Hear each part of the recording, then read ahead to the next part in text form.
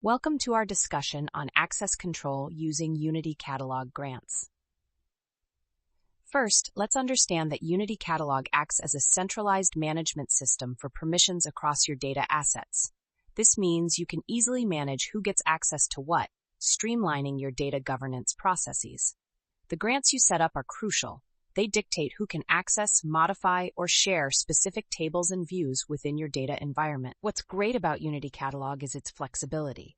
You can assign permissions at different levels, such as the entire database, individual tables, or even down to specific columns in a table. This granular approach ensures that users only see the data they're authorized to view, which is essential for maintaining privacy and security. Lastly, it's important to regularly audit and update these permissions. This practice helps you stay compliant with data protection regulations and ensures that your access controls remain effective over time.